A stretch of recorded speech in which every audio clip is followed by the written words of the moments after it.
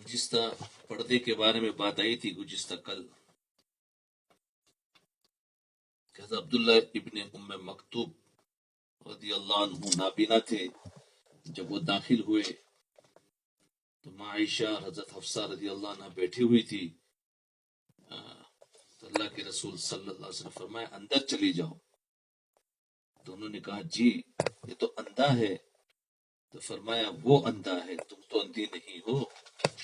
یہ پردے کی اہمیت چل رہی تھی. اب آگے دیکھو مخلوط تعلیم یعنی لڑکے اور لڑکیاں جو تعلیم پہلے تعلیموں میں شروع کی جو ایجوکیشن تھا اس میں الگ الگ کلاسیں ہوتی تھی. دن بدن فتنے بڑھ رہے ہیں اور آج کل کو مخلوط تعلیم جو ہے وہ ایک ضروری ہو گیا ہے, الگ کر ہی نہیں سکتے.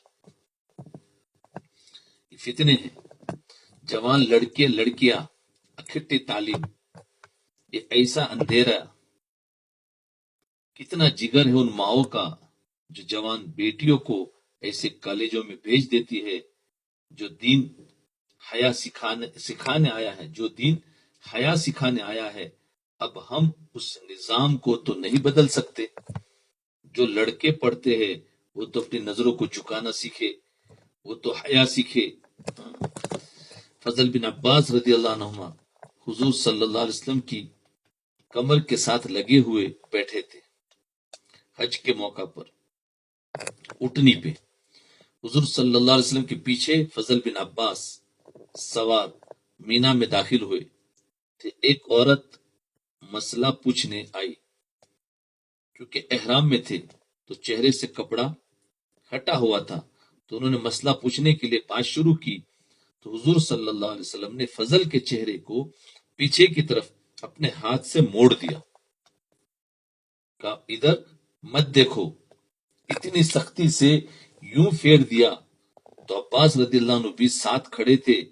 باپ حضور صلی اللہ علیہ وسلم کے چچا. وہ عورت بات کر کے چلی گئی.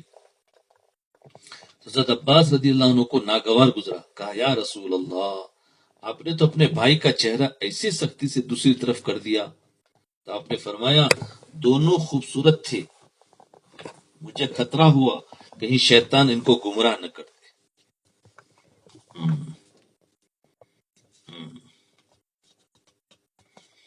مجھے خطرہ ہوا کہیں شیطان ان کو گمراہ نہ کر دے.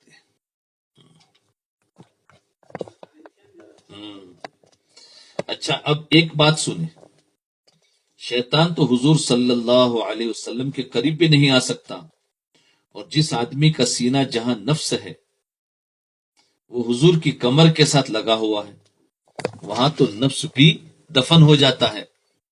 شیطان کہاں سے آئے گا؟ اس سے زیادہ پاکیزہ اور کوئی کمر ہے نہیں کہ حضور اس سے لگے ہوئے تھے, جس سے فضل رضی اللہ عنہ کا یوں سینہ لگا ہوا تھا. اور اس حال میں آپ صلی اللہ علیہ وسلم نے پیچھے کر دیا. آپ صلی اللہ علیہ وسلم کو پتا ہے کہ فضل ایسا نہیں ہے, پھر بھی کر دیا. اس سے آپ صلی اللہ علیہ وسلم بتا رہے ہیں کہ یہ سننے والوں, یہ لاہور والوں, یہ کینیا والوں, یہ انڈیا والوں اور یہ پاکستان والوں, میں نے ایسے پاکیزہ مرد اور عورتوں کو بھی یوں احتیاط کروائی. جی ایسے پاکیزہ لوگ تھے, ان عورتوں ازواج مطہرات, ان سے احتیاط کروائی. اور یہ حضرت فضیل سے, ان سے احتیاط کروائی. تم کیا کر رہے ہو؟ ہوش کے ناخن لو, ہوش کے ناخن لو. اللہ کی تعلیمات اٹل ہے, بدلتی نہیں ہے. تو اس لیے مردوں سے کہا نظریں جھکاؤ, اور عورتوں سے کہا پردہ کرو. کہنے والا اللہ ہے, یاد رکھنا, کہنے والا اللہ ہے. اللہ تو موت تک کی پابندی ہے. اللہ تو موت تک کی پابندی ہے. یہ پابندی پہلے آیا تھا کہ دین پابندیوں کا نام ہے, دین میں سختی نہیں ہے, دین میں پابندی ہے. تو موت تک کی پابندی ہے, پھر چھٹی دے دے گا, پھر جاؤ کرتے رہنا مزے ساری زندگی. بھائی ابھی پابندی ہے موت تک کی. جی بھائی اپنے گھروں میں تعلیم کرو, اپنے گھروں میں تعلیم کرو فضائل کی، جی، اور جن لوگوں کو اللہ نے مال دیا ہے، جن لوگوں کو اللہ تعالیٰ نے مال دیا ہے، وہ زکوٰۃ ادا کریں، اور جن کے قریب میں کوئی اللہ والے ہو تو ان کی صحبت میں بیٹھ جایا کرے، جی، زکوٰۃ ادا کرے۔ ایک اور بات میں روزانہ بتا رہا ہوں، صدقۃ الفطر کے متعلق ہے کہ ہمارے یہاں عام طور پر دستور ہے کہ صدقہ فطر گندم کے حساب سے دے دیتے ہیں، وہ 2 سیر گندم، 2 سیر گندم، 15 روپے دے کر قصہ ختم۔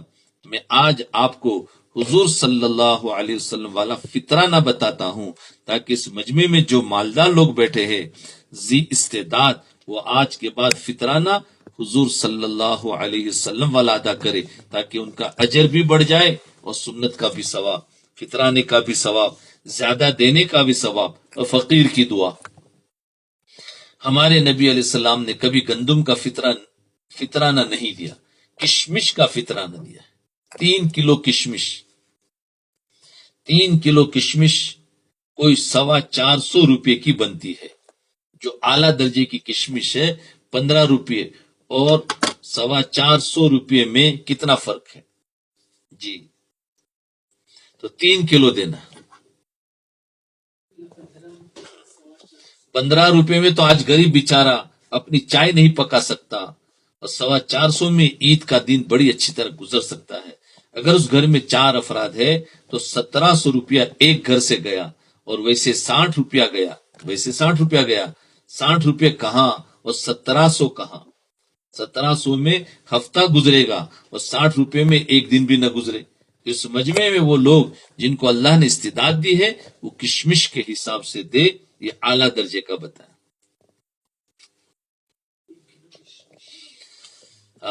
کیونکہ رمضان میں بات چل رہی تھی تو اس کے لیے وہ فطرہ کی بتا رہے۔ پھر میں نے درمیانے درجے کا پتہ کروایا، وہ تقریباً 100 روپے کلو ہے، تو 300 روپے بھی ایک آدمی کا فطرانہ بن جاتا ہے۔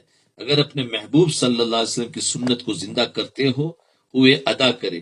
پھر تھوڑا سا اور نیچے آپ نے دیا، تاکہ اگر کوئی زیادہ نہیں، تھوڑی گنجائش ہے تو اس کے لیے راستہ کھولا۔ آپ نے کھجور کا فطرانہ ادا کیا، 3 کلو کھجور بھی 100 روپے سے کم نہیں ہے، تو 15 اور 100 میں پھر بھی بڑا فرق ہے، 6 گنا 7 گنا زیادہ چلا جاتا ہے۔ یہ آخری درجہ ہے کہ اگر تنگی ہے تو گندم کا دے دو۔ پھر آخری درجہ ہے گیہوں کا دینا، اور ہم نے تو گیہوں کا ہی یاد رکھا ہے، اور تو کچھ یاد ہی نہیں ہے کہ کشمش کا بھی فطرہ ہوتا ہے۔ تو اللہ نے جن لوگوں کو دیا ہے وہ ضرور کشمش کا دے یا کھجور کا دے، اپنی زندگی بھر یاد رکھ لے۔ یہ بالکل آخری درجے کا ہے جن کو گیہوں کا فطرانہ دینا۔ دل اگر تنگ ہے اور بخیل ہے تو گندم کا دے دے، جان چھوٹ جائے گی، فرض ادا ہو جائے گا، پیسہ بھی بچ جائے گا۔ اللہ نے کتنا کرم فرمایا کہ بخیلوں کے لیے بھی راستہ کھول دیا۔ دیکھو کتنا کرم فرمایا، بخیلوں کے لیے بھی راستہ کھول دیا کہ کم از کم گناہ گار تو نہ ہو، 15 روپے تو دے دو، مری مرغی میاں جی کے دے دو۔ جو مرغی مر گئی نا، فرمایا میاں جی کو دے دو۔ میاں جی یعنی وہاں جو اس زمانے میں جو بیچارے بچوں کو قرآن پڑھاتے تھے ان کو کہتے تھے میاں جی، میاں جی۔ آج کل تو علماء کہتے ہیں، تو اس زمانے کے بھائی یہ تو میاں جی کو دے دو، مرغی مر گئی تو پھینکنے کا نہیں، فرمایا پھینکیں گے تو ضائع ہو جائے گی، ارے وہ میاں جی کو دے دو جو اذان وغیرہ مسجد صاف کرتا تھا، فرمایا اس کو دے دو۔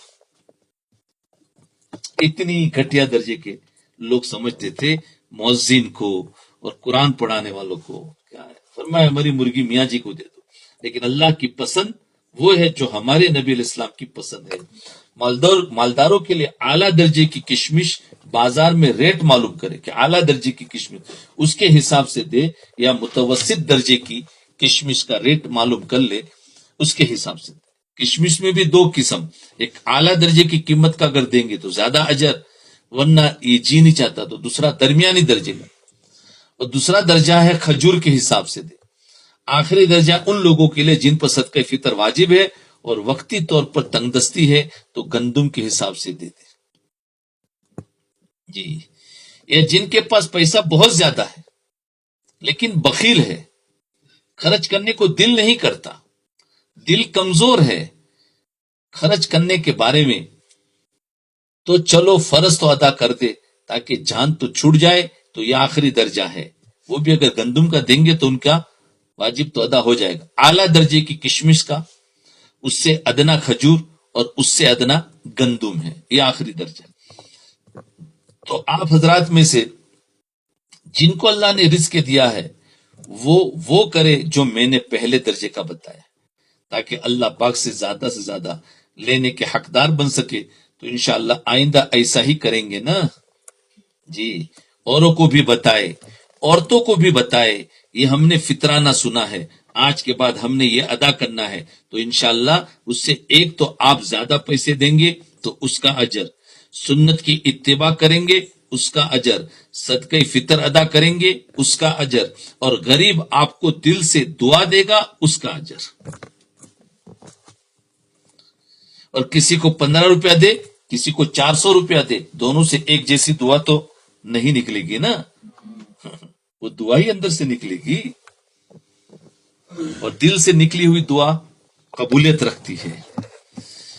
تو اس لیے بھائی جو اندر سے دعا نکلتی ہے وہ قبول ہوتی ہے. حضرت فرماتے کہ میں 1990 میں حج میں تھا، میرے ساتھ میری بیوی بھی تھی، میری والدہ بھی تھی، مرحومہ میری پھوپھی تھی، مرحومہ دونوں فوت ہو گئے، ان تینوں کے ساتھ تھا. تو میں مغرب کی نماز پڑھ کے نکلا تو وہ بوڑھی کو 70 سال کی عورتیں ملی، ہمارے قریب ہی، ہمارے علاقے کے قریب کی تھی. کہنے لگی پتر اراتا الاسا بھول گیا، یعنی وہ بھول گئی، بیچارے راستہ بھول گئی تھی.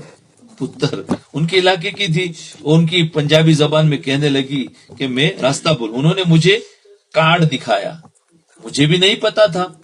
میں نے کہا اماں مینو بھی سنے پتا، مجھے بھی پتا نہیں ہے. اب ان کو واپس مسجد میں بھی جانے کا راستہ نہیں آ رہا تھا، ایسے سیدھی سادھی. میں نے کہا تم چلو، میں تمہیں وہاں چھوڑ آتا ہوں جہاں عورتیں ہیں، وہاں چلی جاؤ، وہاں تمہاری عمر کی عورتیں آئے گی، ان کے ساتھ چلی جانا. انہوں نے کہا چلو سانو اوتھے پہنچا دے، چلو سانو اوتھے پہنچا دے، یعنی ادھر ہی پہنچا دو. میں نے ان کو وہاں پہنچا دیا. میرے ایک عرب دوست کا گھر تھا، اس نے مجھے دیا تھا، میں وہاں ٹھہرا ہوا. اس وقت وہ ساری آبادی تھی، اب تو خالی ہے. میں نے وہاں سے اپنی والدہ، پھوپھی اور اہلیہ کو ساتھ لیا اور چلا. اور جب گھر کے قریب پہنچا تو دونوں اماں پھر وہاں بیٹھی فٹ پاتھ پہ. چھوڑا میں نے ان کو مشرق میں اور پہنچی پڑی مغرب میں. میں نے مشرق میں چھوڑا تھا، مغرب میں آ کر پھر بیٹھی. میں نے کہا اماں کتنے آ گئی ہو؟ پتر ایراب بھی بھول گئی، ایراب بھی بھول گئی. میں نے کہا اچھا آ جاؤ میرے ساتھ. ان کو میں نے ساتھ لیا، اپنے گھر لے گیا. میں نے اپنی بیوی سے کہا ان کو کھانا کھلاؤ، ان کو چائے پلاؤ. پھر میں نے اپنے دوست کو فون کیا، میں نے کہا گاڑی بھیجو، خود بھی آ جاؤ. وہ گاڑی لے کر آ گیا. میں نے اس سے کہا یہ کارڈ ہے اور یہ عمارت بلڈنگ تلاش کرنی ہے. اس نے کہا ٹھیک، میرا یہ علاقہ دیکھا ہوا ہے. تو ہم دونوں گاڑی میں بیٹھے تو ڈھونڈ کے ہم نے کوئی آدھ گھنٹے بعد ان کی بلڈنگ تلاش کر لی. تلاش کر کے آدھے گھنٹے کے بعد تو ہمارا تلاش کر کے میں واپس آیا تو کھانا کھا کے چائے پی کے لیٹی پڑی تھی. جی، یعنی وہ عورتیں. میں نے کہا اماں اٹھو، تھاڑا گھر دیکھ آیا. اماں اٹھو، تھاڑا گھر دیکھ آیا. ہاں تسانو چھوڑا ہو. تو ایک بے ساختہ بولی اللہ تینوں اپنے گھر دیا، زیارتیاں کرائی رکھے. جنہوں اپنے گھر دیا زیارتیاں کرائی رکھے، یعنی انہوں نے دعائیں دی کہ اللہ تمہیں اپنے گھر کی بار بار زیارت کرا رکھے. انہوں نے دعائیں دی. پھر میں نے اپنی بیوی سے کہا یہ دعا قبول ہو گئی، جاؤ۔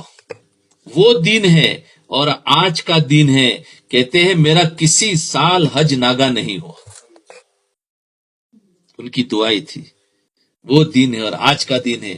ایک صرف 1994 میں میرا ناگا ہوا ہے کہ اس وقت میں انگلستان گیا ہوا تھا جماعت میں، ادھر اجتماع تھا اور ادھر حج تھا، تو وہ دونوں تاریخیں آپس میں اسی ٹکرا رہی تھی کہ وہ ایک کو چھوڑتا تھا، تو چونکہ ہماری پوری جماعت تھی تو جماعت کو چھوڑ کے میں نہیں جا سکتا تھا، تو 94 کا میرا ناگا، ورنہ اس اماں کی دعا ہر سال ہی پہنچا دیتی ہے، ہر سال ہی پہنچا دیتی ہے۔ بتاؤ کیا دعا ہوگی ان لوگوں کی۔ تو خیر یہ تو اس کے متعلق آگے کہ جو دعا اندر سے نکلتی ہے وہ ٹھیک جا کے لگتی ہے۔ اس لیے بھائیوں دینا سیکھو، بخیل کی بھی کوئی زندگی ہے، سخی بنو سخی بنو۔ کروں گے نا انشاءاللہ۔ یاد رکھو مولانا الیاس صاحب رحمۃ اللہ علیہ کی استقامت دیکھو۔ مولانا الیاس صاحب رحمۃ اللہ علیہ نے جب میواتیوں میں درس شروع کیا، الیاس صاحب رحمۃ اللہ علیہ نے جب میواتیوں میں درس شروع کیا اور وہ مارتے تھے، گالیاں دیتے تھے، کون؟ میواتی لوگ، کیونکہ وہ رواج کے خلاف تھا نا۔ نیو قوم جو تھی ویسے یوں مسلمان اپنے آپ کو سمجھتی تھی، لیکن ان کا سارا جو انداز رہنے کا تھا وہ سارا ہندو آنا تھا۔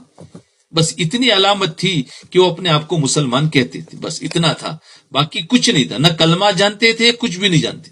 یہ میوات قوم تھی۔ اب مولانا الیاس رحمۃ اللہ علیہ نے میواتیوں میں مدرسے شروع کیے، درس شروع کیا، تو وہ مارتے تھے، گالیاں دیتے تھے۔ علماء نے کہا مولوی الیاس نے علم کو ذلیل کر دیا، تو علماء کیا کہنے لگے؟ ارے مولوی یہ علم ہے، اس کو ذلیل کیوں کرنا ہے؟ نہیں مان، یہ نااہل ہے، ان کو مت دو۔ دیکھو ان کی سوچ، اس زمانے کے علماء کی سوچ اور مولانا الیاس صاحب کی سوچ دیکھو۔ بعض مرتبہ ایک چیز دوسرے کے ہاں صحیح ہوتی ہے اور جو خود کرنے والا تو اس کے ہاں بھی صحیح ہوتی ہے۔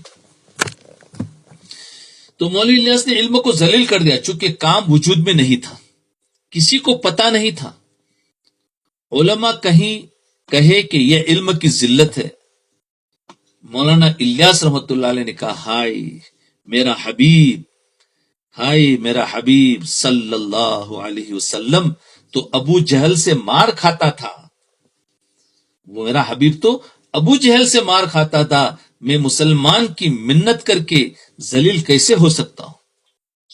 دیکھو کیا سوچ تھی، کیا بلندی تھی ان کی سوچ میں، کہ وہ تو ابو جہل کی کھا رہا تھا، میں تو مسلمانوں کی کھا رہا ہوں، تو میں ذلیل کیسے ہو سکتا ہوں؟ میں تو اس اللہ کے کلمے کے لیے ذلیل ہو کر عزت حاصل کرنا چاہتا ہوں۔ دیکھو کام ایسے ہوتا ہے، کوئی ذلیل کرے تو گھبرانا نہیں ہے۔ فرمایا میں تو اللہ کے کلمے کے لیے ذلیل ہو کر ذلیل ہو جاؤں گا، اور اس ذلت پر مجھے اللہ عزت دے گا، ہو کر عزت حاصل کرنا چاہتا ہوں کہ اللہ کے کلمے کے لیے ذلت بھی عزت ہے۔ بھائی کسی کے گھر جا کر صرف اللہ کی رضا کے لیے جا کر دعوت دے اور وہ اگر ہمیں ذلیل کر دے دین کی بات کہنے پر، تو یاد رکھنا یہ ذلت سب سے بڑی عزت ہے، برداشت کر لو۔ جس نے ذلیل کیا ہے سمجھ لو کہ اس کو ہدایت ضرور ملے گی۔ کس پر؟ تمہارے صبر کرنے پر، تمہارے صبر کرنے پر۔ تم نے اگر جواب دے دیا تو اس کی ہدایت کا راستہ بند ہو گیا، اور تم نے اگر صبر کر لیا تو اس کی ہدایت کا راستہ کھل گیا۔ کام ایسے ہوتا ہے، یہ کام قربانیوں سے چلتا ہے، پیسوں سے نہیں چلتا۔ اس میں پیسہ دے کر کسی کو دین پر لائیں گے تو وہ حقیقت میں دین نہیں ہے، یہاں تو قربانیاں دلوا کر دین پر لانا ہے۔ تو فرمایا اللہ کے کلمے کے لیے ذلت بھی عزت ہے، یہ ذلیل ہونا نہیں ہے، یہ عزت والا ہونا ہے۔ رسول اللہ صلی اللہ علیہ وسلم کی دین کے لیے قربانی، حضور صلی اللہ علیہ وسلم ایک خیمے میں گئے اور ان سے بات کی، انہوں نے کہا ہمارا سردار آ جائے پھر تیرے سے بات کریں گے۔ یہ مینا کے موقع پر حج کا موسم تھا اور آپ مینا کے جو ٹینٹ لگے ہوئے تھے اس کے اندر آپ دعوت دینے کے لیے گئے، تو اس میں سے ایک ٹینٹ میں گئے اور ان سے ایک خیمے میں گئے، ان سے بات کی، انہوں نے کہا ہمارا سردار آ جائے پھر تیرے سے بات کریں گے۔ آپ صلی اللہ علیہ وسلم بیٹھ گئے کہ اچھا ٹھیک ہے، انتظار میں۔ تو بجلہ بن قیس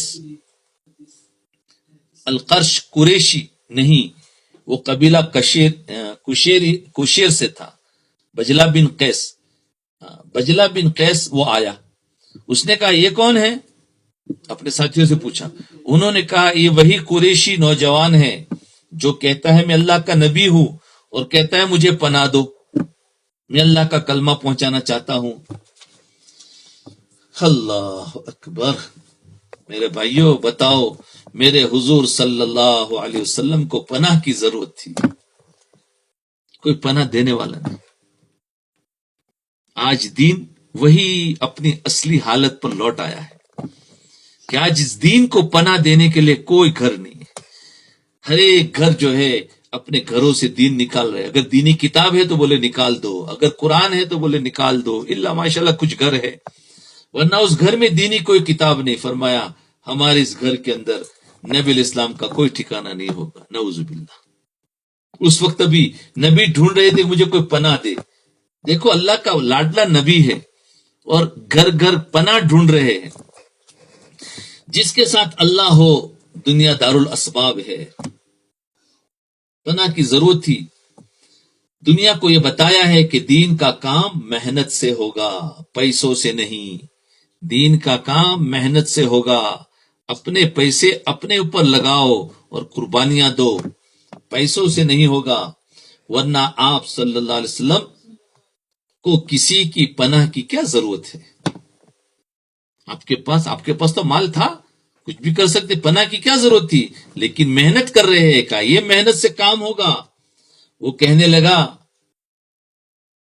یہ یعنی وہ جو تھا نا بجلہ بن قیس، تو وہ کہنے لگا یہ میں آپ کو وہ حدیث کے الفاظ سنا رہا ہوں، یہ وہ حدیث کے الفاظ ہے۔ ہاں، وہ بجلہ بن قیس جو جس خیمے میں جو گئے تھے، کہا ہمارا سردار آنے دو، تو کہنے لگا یہ الفاظ سنا، اللہ معاف فرمائے، اپنی طرف سے نہیں، نقل کفر نباشت۔ کہنے لگا اس پورے بازار میں، پھر کیا کہنے لگا؟ الفاظ سنا رہا ہوں، کہنے لگا اس پورے بازار میں اگر کوئی سب سے بدترین چیز ہے تو یہ ہے معاذ اللہ، یعنی نبی کی طرف اشارہ کر کے فرمایا پورے بازار میں سب سے بدترین چیز اللہ۔ آج وہی جملہ جو دین والے ہیں ان پر یہی کہا جا رہا ہے کہ یہی لوگ سب سے بدترین لوگ ہیں۔ بتاؤ، نبی علیہ السلام کو یہ جملہ کہا گیا تھا، آج کے دین پر چلنے والے کو بھی جملہ کہے جا رہے ہیں، برداشت کر لو۔ ان کی تانوں کو سن کر ہم اپنے دین کو نہ چھوڑے۔ الحق بقومک، الحق بقومک، چلا جا۔ فرمایا پھر کیا کہا؟ چلا جا، کھڑا ہو جا یہاں سے۔ کیا کہہ رہا ہے بتاؤ؟ اگر میری قوم تجھے میرے پاس نہ بٹھاتی، میری قوم نے بٹھا دیا تھا نا، کہ میری قوم تجھے میرے پاس نہ بٹھاتی تو ابھی تیری گردن میں اڑا دیتا تھا۔ کون کہہ رہا ہے؟ دیکھو، اور کس کو کہہ رہا ہے؟ کیا اللہ نہیں دیکھ رہے کہ میرے لاڈلے کو یہ کہا جا رہا ہے؟ حضور صلی اللہ علیہ وسلم کی مبارک زبان سے ایک بھی تو بول نہیں نکلا، خاموش آپ اڑ گئے۔ یہ دیکھو، اصل میں یہ خالی قصہ نہیں، اس میں سمجھنا ہے کہ ہمیں کام کیسے کرنا ہے، کام کیسے کرنا ہے وہ دیکھو۔ جب کام کرنا شروع کروں گے تو یہ حال آئے گا، زبان کو خاموش رکھنا ہے، اللہ ان کو ہدایت دے گا۔ خاموش، یہ نہیں کہنا ہے کہ یہ لوگ ہماری عزت نہیں کرتے، بلکہ یہ کہنا ہے کہ یہ اللہ کو نہیں پہچانتے۔ اللہ کے نبی صلی اللہ علیہ وسلم کیا فرما رہے طائف میں؟ فرمایا ہے کہ یہ نہیں پہچانتے، اگر یہ پہچانتے تو ایسی بے ادبی نہ کرتے۔ آج بھی بیچاری امت دین کو نہیں پہچانتی، دین والوں کو نہیں پہچانتی، اللہ والوں کو نہیں پہچانتی، جس کی وجہ سے وہ بدتمیزی کر رہی ہے۔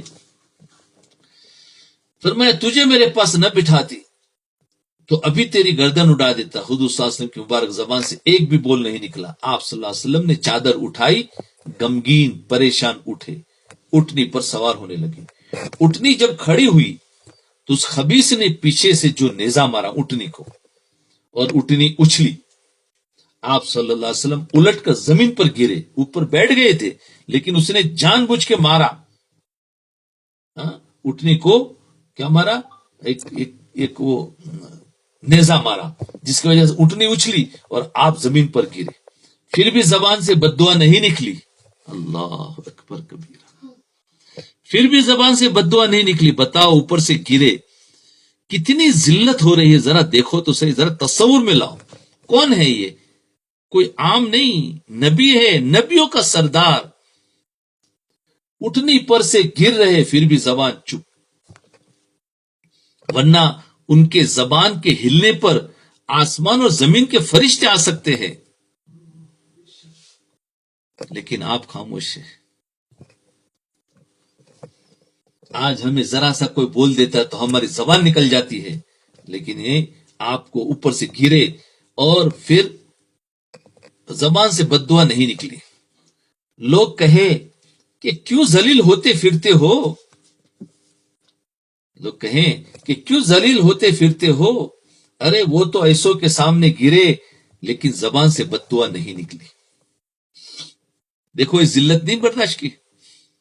تو یہ کیا ہے؟ کیا اللہ کے رسول صلی اللہ علیہ وسلم اپنے دین کو ذلیل کر رہے ہیں کیا؟ جیسے وہاں پر حضرت مولانا الیاس صاحب نے جو کام شروع کیا تو علماء کیا کہنے لگے, ارے دین کو ذلیل مت کرو. تو انہوں نے جواب کیا دیا؟ فرمایا میرے نبی کو تو مشرکین اور ابو جہل نے ذلیل کیا, مجھے تو میرا کلمہ پڑھنے والا مسلمان ذلیل کرتا ہے, میں ذلیل نہیں ہو سکتا, مجھے عزت ملے گی. اللہ کے رسول بھی کہہ سکتے تھے نہیں نہیں نہیں, میری یہ نبوت کو کیوں ذلیل کروں, دین پھیلا رہے ہیں. یہ ذلت نہیں ہے, اگر اللہ کے لیے ہو تو یہ ذلت نہیں ہے. اسی ذلت کے اندر عزت ہے, یہ قربانی ہے, یہ درجات کو بلند کراتی ہے, اور یہی قربانی ہدایت کو پھیلاتی ہے. ابو جہل نے مارا لیکن آپ صلی اللہ علیہ وسلم زبان سے الفاظ نہیں نکلے. ابو جہل نے کہاں مارا؟ وہاں پر جو حرم کے اندر پتا ہے گلے پر اجڑی ڈالی ہے, کہیں تو گلے میں وہ کپڑا وہ کھینچا ہے فندے کی طرح. یہ سب کس نے کیا تھا؟ ابو جہل کی تو صرف چالیں تھی. جب آپ نماز پڑھ رہے تھے, وہ سب حیات الصحابہ میں ہیں, تو فرمایا ابو جہل نے مارا لیکن آپ صلی اللہ علیہ وسلم کی زبان سے الفاظ نہیں نکلے. اللہ اکبر کبیرہ. ہم کدھر ہے؟ یہ ہے ایمان. ایک صحابی کہتے ہیں میں نے دیکھا کہ ایک نوجوان ہے بڑا خوبصورت. ایک صحابی کہتے کہ میں نے دیکھا ایک نوجوان ہے بڑا خوبصورت, لوگوں کو دعوت دیتا پھر رہا ہے, صبح سے چل رہا ہے اور کلمے کی طرف بلا رہا ہے. میں نے کہا یہ کون ہے؟ انہوں نے کہا یہ قریش کا نوجوان ہے جو بے دین ہو گیا ہے. دیکھو, اس وقت سے ہی کلمات الٹے تھے. دین والے کو کیا کہتے تھے؟ بے دین ہو گیا. اور بے دین والوں کو کیا کہتے تھے؟ یہ اپنے دین والا ہے. آج یہی ہے کہ جو بیچارے امن دنیا میں پھیلا رہے ہیں, کہا یہ فساد پھیلا رہے, اور جو فساد پھیلا رہے ہیں کہتے ہیں ہم امن مذاکرہ کرتے ہیں. وہی الفاظ ہے. جی, کہا ہم امن مذاکرہ, امن پھیلا رہے, اور یہ لوگ فساد پھیلا رہے. تو انہوں نے کیا کہا یہ بے دین ہو چکا ہے. میں نے پوچھا کون ہے وہ صحابی؟ جب ایمان نہیں لائے تھے, اپنی زمانے جاہلیت میں دیکھا تھا, تو میں نے کہا یہ کون ہے؟ انہوں نے کہا یہ قریش کا نوجوان ہے جو بے دین ہو گیا ہے. اللہ, صبح سے وہ آدمی بات کرتا یہاں تک کہ جب سورج سر پہ آیا, یعنی زوال کا وقت, دوپہر میں سورج سر پہ آیا, تو ایک آدمی نے آ کے منہ پہ تھوکا. ایک آدمی نے آپ پر آ کر آپ کے منہ پر تھوکا, اور آپ دعوت دے رہے, لوگ اکٹھے ہو رہے, کچھ جمع ہو رہا ہے تو کوئی تھوک رہا ہے. اور دوسرے نے آ کر گریبان پھاڑا، یعنی گریبان یہاں جب بٹن لگتا ہے نا، بٹن، ہاں، وہاں پر گریبان اور اس کو پھاڑا. دیکھو کیا ذلت ہو رہی ہے. یاد رکھو یہ نبی ہے، تو پھر نبی کا امتی نے کیا قربانیاں دی ہے؟ نبی قربانی دے رہے، حالانکہ وہ تو بخشے بخشائے ہے، ہم جیسے تو گنہگار ہے. فرمایا ایک آدمی نے آ کر منہ پر تھوکا، دوسرے نے گریبان پھاڑا، کیا ہمارے منہ پر دین کی محنت کرنے کے وجہ سے کسی نے تھوکا ہے؟ اگر تھوک دے تو سمجھنا میرے نبی کی یہ بھی سنت زندہ ہوگی. ہاں، غصے نہیں ہونا، کیا ہے یہ زندگی میں سنت کا موقع کہاں ملے گا، اس کو دعائیں دو. تو ایک نے تھوکا اور ایک نے گریبان پھاڑا، ایک نے آ کے سر میں مٹی ڈالی اور ایک نے آ کے تھپڑ مارا. اللہ، ذرا تصور تو کرو کیا حالت ہو رہی ہے آپ کی، کتنی ذلت ہو رہی ہے، اور کیا لوگ کر رہے ہیں. اور کون ہے بخشے بخشائے؟ کوئی گنہگار نہیں ہے. آج ہم جیسے کو اگر مارے تو پتا چلے گا ہم تو ہے ہی گنہگار، اور ہم تو تھپڑ کھانے کے قابل ہے. لیکن نبی ہے، نبی نبیوں کا سردار ہے، جنتیوں کا سردار ہے، اور وہ سر میں کوئی مٹی ڈال رہا ہے، کوئی پتھر مار رہا ہے. لیکن نبی علیہ السلام کے ظرف کو دیکھو، آپ کے تحمل اور ہمت کو دیکھو. آپ کے اندر اتنی وسعت تھی کہ آپ تھوڑی سی باتوں پر تنگ نہیں ہوتے تھے کہ زبان سے ایک بول بد دعا کا نہیں نکلا. ایک تو وہ قصہ جو اٹھنی پر سے گرے اور اس نے برا بھلا کہا، وہاں پر نہیں نکلا.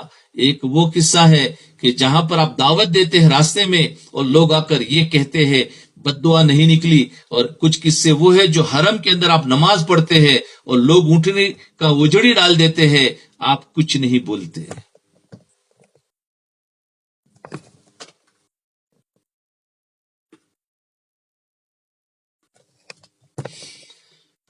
اللہ اکبر، ظرف دیکھا کہ زبان سے ایک بول بد دعا کا نہیں نکلا. اتنے میں حضرت زینب رضی اللہ عنہا کو پتا چلا. تو وہ زار و قطار روتی ہوئی آ رہی. ان کو پتا چلا کہ میرے باپ کو، میرے والد کو لوگوں نے یہ برا حال کر دیا ہے. تو زار و قطار روتی ہوئی آ رہی ہے، پیالے میں پانی لے کر. جب بیٹی کو روتے دیکھا تو ذرا آنکھیں نم ہو گئی. بیٹی کو روتے دیکھا، بیٹی کو پتا چلا تو بیٹی پانی لے کر آئی. آپ کی آنکھوں میں آنسو آ گئے. ہائی ہائی، کہا بیٹی لا تخشا علی ابی کل خیل، کہا بیٹی اپنے باپ کا غم نہ کر، کہا بیٹی اپنے باپ کا غم نہ کر، تیرے باپ کی اللہ حفاظت کر رہا ہے، تیرے باپ کی اللہ حفاظت کر رہا ہے. میرا کلمہ زندہ ہوگا، زندہ ہوگا، میرا کلمہ زندہ ہوگا. وہ صحابی کہتے ہیں جو ابھی کافر تھے بعد میں وہ سب مسلمان ہو گئے. بعد میں وہ صحابی کہہ رہے ہیں جو انہوں نے کہا، جو راستے میں جا رہے تھے میں نے دیکھا کون ہے، اور یہ سارا منظر دیکھا، وہ صحابی بھی مسلمان بنے. اور جو اس وقت وہاں تھے، فرمایا بعد میں وہ سب مسلمان ہو گئے. میں نے کہا یہ لڑکی کون ہے؟ تو انہوں نے کہا یہ اس کی بیٹی ہے، کہا یہ اس کی بیٹی ہے. اللہ کیا منظر ہے میرے بھائیوں. ریڈیو والا آواز لگا رہا ہے، ریڈیو والا یعنی جو ہاتھ گاڑی پر بیچتے ہیں وہ آواز لگا رہا ہے. پان سگریٹ والا آواز لگا رہا ہے، کیا پان لے لو، پان لے لو. ریڈیو والا اپنا جو بیچ رہا ہے، پھل والے پھل لے لو، سیب والا سیب لے لو، کپڑے والا کپڑے لے لو، سب اپنی اپنی آواز لگا رہے ہیں. ارے تم محمد صلی اللہ علیہ وسلم کے امتی ہو کر اس کے کلمے کی آواز نہ لگاؤ تو بھائی ہم پھر کیا کہیں؟ ہمیں بھی آواز لگانی ہے نا. کیا آواز لگانی ہے؟ کپڑے والا کپڑے کی آواز لگا رہا ہے، کپڑا لے لو.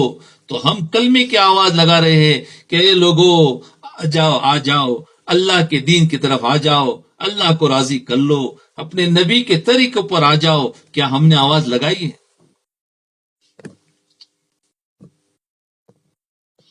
اللہ اکبر. فرمایا ہم یہ آواز لگاوے. اگر آپ اپنی مسجدوں میں بیٹھ گئے تو ہم سمجھیں گے ہمارا آنا وصول ہو گیا. او بھائی نہیں بیٹھوں گے تو ہم یہی سمجھیں گے کہ ہم سے ہی قصور ہوا کہ ہم سمجھا نہ سکے. جی حضرت معاویہ رضی اللہ عنہ کا مقام اور مرتبہ دیکھو. مسلمان کو تانا دینے سے بچو، یاد رکھو مسلمان کو تانا دینے سے بچو. کتنا ہی گرا پڑا مسلمان ہو، نہ تو کسی کے خیالت پر چوٹ مارو. یہ امت شروع سے دیکھو، صحابہ کے زمانے میں ایک بات نازک سی ہے، چھیڑ ہی دوں. یہ حضرت امیر معاویہ کی بات جو ہے بڑی نازک ہے، لیکن سمجھو کہنے کا مطلب کیا ہے، کسی کو تانا مت دو. صحابہ رضی اللہ عنہ کے زمانے میں صحابہ میں اختلاف تھا، لیکن کوئی کسی پہ تان نہیں کرتا تھا. جی آج ہمارے اندر اختلاف ہے، ہم ایک دوسرے کو تان کرتے ہیں. تان نہیں کرنا چاہیے. مسلمان ہیں، سبھی مسلمان ہیں، اپنے اپنے خیالات میں اختلاف ہے، کوئی کسی پہ تان نہیں کرتا تھا. صحابہ میں بھی بعض مسائل میں اختلاف تھا، لیکن کوئی کسی پہ تان نہیں کرتا تھا. حضرت ابن عباس رضی اللہ عنہما کے پاس ایک آدمی آیا کہ ان معاویت یصلی رکعتن واحدتن من الوتر. حضرت معاویہ رضی اللہ عنہ وطر کی ایک رکعت پڑھتے ہیں. حضرت ابن عباس رضی اللہ عنہ نے فرمایا چپ، خبردار، وہ عالم ہے، خبردار بات مت کر. یہ 3 پڑھتے تھے، وہ 1 پڑھتے تھے، لیکن جھگڑا نہیں کیا. حضرت ابن عباس کتنی پڑھتے تھے؟ وطر 3 رکعت پڑھتے تھے. حضرت معاویہ 1 رکعت پڑھتے تھے. انہوں نے کہا چپ ہو جا، بات مت کر. یہ تھا کہ وہ اپنے پر عمل کر رہے، کرنے دو.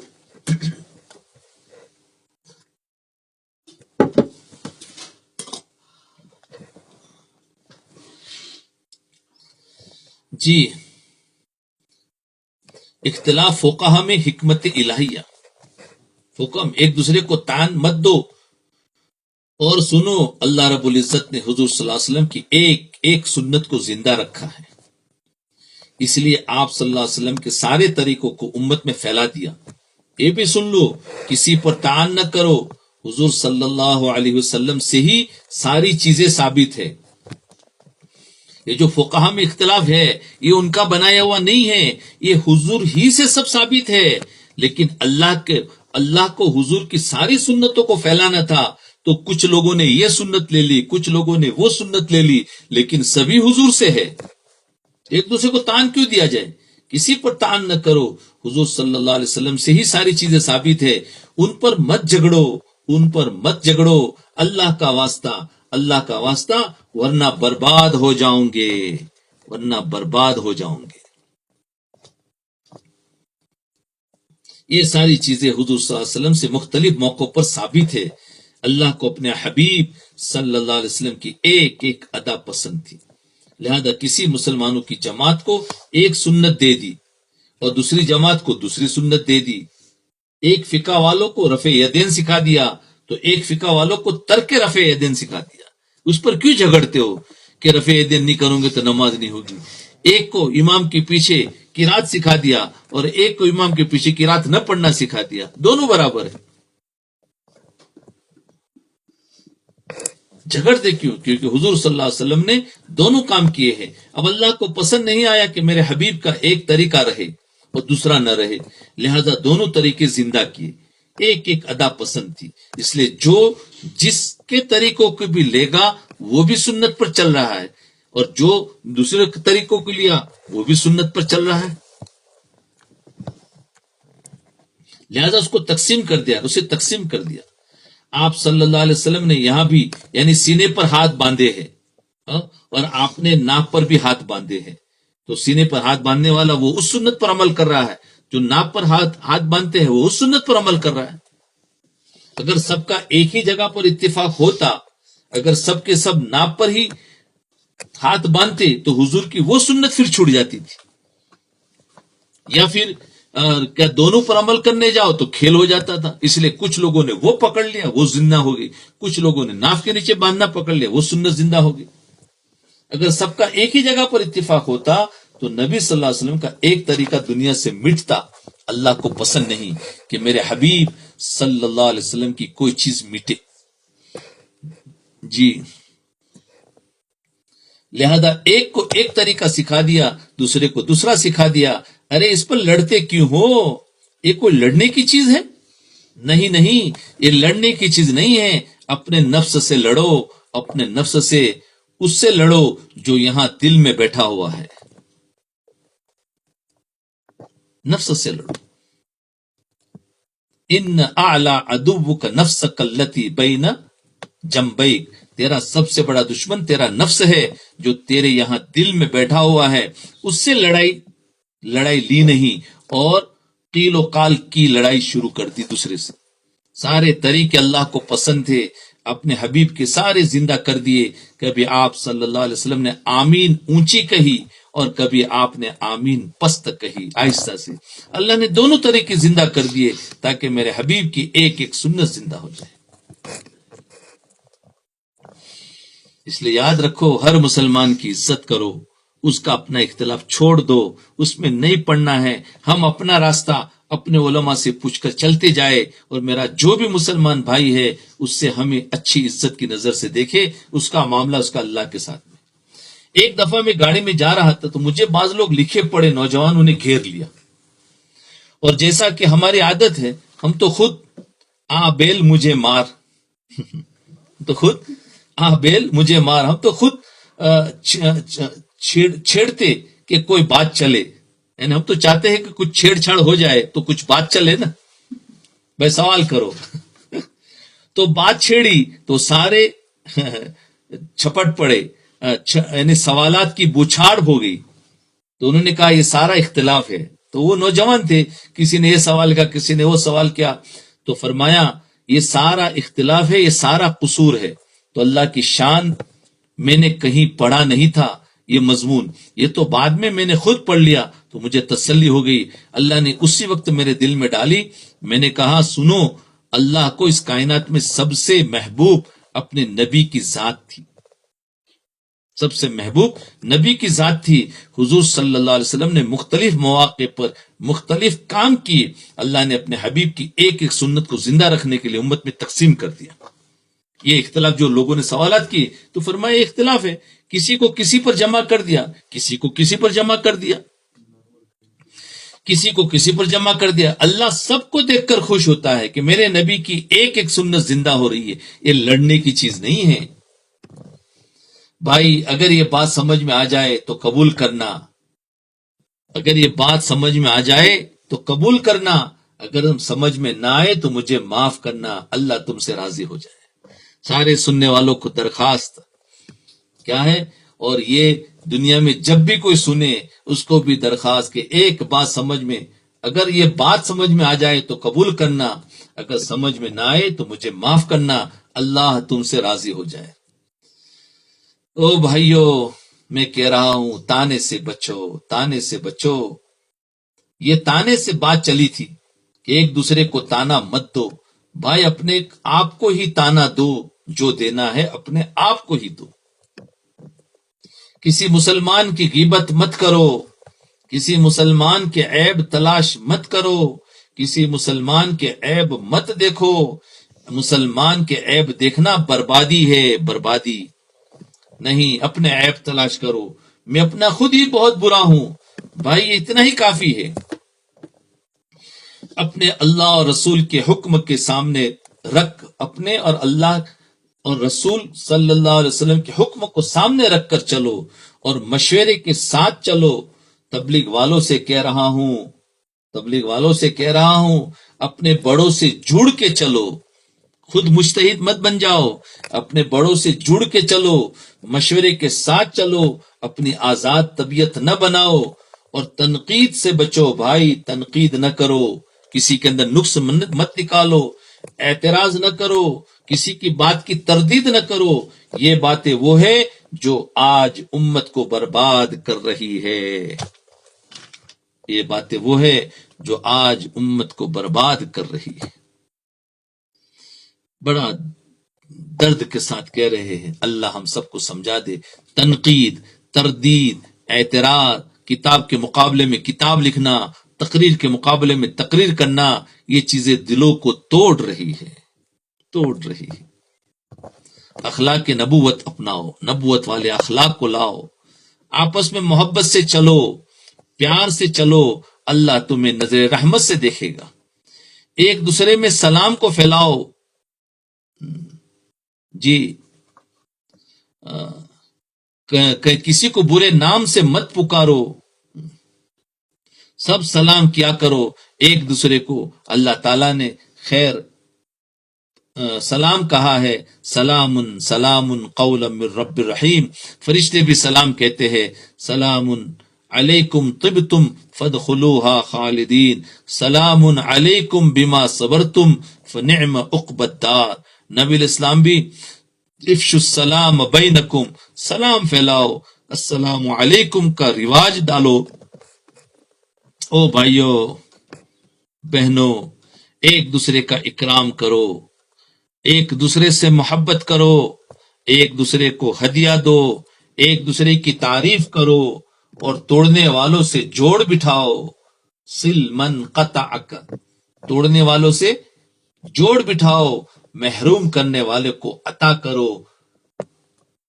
اعطی من حرمک، اعطی من حرمک، ظلم کرنے والے کو معاف کرو۔ واعفو عمن ظلمک، ظلم کرنے والوں کو معاف کرو اور برائی کرنے والے سے اچھائی کا سلوک کرو۔ احسن من اساء الیک، برائی کرنے والوں سے اچھائی کرو۔ اللہ کی قسم، اللہ کی قسم، سارے عالم کا باطل انڈے کے چھلکے کی طرح ٹوٹ جائے گا اگر ہمارے اندر یہ چیز آ گئی۔ کون سا؟ سل من قطعک، واعطی من حرمک، واعفو عمن ظلمک، احسن من اساء الیک، توڑنے والوں کے ساتھ جوڑ کرو، محروم کرنے والے کو عطا کرو، ظلم کرنے والے کو معاف کرو اور برائی کرنے والوں سے اچھا سلوک کرو۔ اللہ کی قسم، اللہ کی قسم، سارے عالم کا باطل انڈے کے چھلکی کی طرح ٹوٹ جائے گا اگر یہ صفات اپنے اندر پیدا کر لو تو یہ ہے صفات نبوت، یہ ہے 6 صفات، یہ ہے صفات نبوت۔ انہیں پیدا کر لو تو ہم سمجھیں گے کہ ہمارا آنا ٹھکانے لگ گیا۔ یہ صفات آئے گی تو اللہ باطل کو انڈے کے چھلکے کی طرح توڑ دیں گے، اور اگر یہ صفات ہمارے اندر پیدا نہ ہوئی تو باطل نہیں ٹوٹ سکتا۔ نہیں ہوا تو محنت کرتے رہو، کرتے رہو، اللہ تعالیٰ کبھی پہنچا دیں گے۔ کرتے رہو، اللہ سے مانگ لو کہ اللہ تو ہمیں قبول کر لے۔ یہ نبیوں والا کام تھا، ہم اس کے اہل نہیں تھے، آج اللہ نے ہمیں یہ ہیرا دے دیا ہے۔ آج اللہ نے نبوت والا کام کا ہیرا ہمیں دے دیا ہے، ہم ناقدرے ہیں۔ جیسے بچے کو ہیرا دے دیا جائے اسے سمجھ ہی نہیں ہوتی، جیسے بچے کے ہاتھ میں 10 کروڑ کا چیک دے دیا جائے تو وہ چیک کی قیمت نہیں جانتا، جلیبی کی قیمت جانتا ہے۔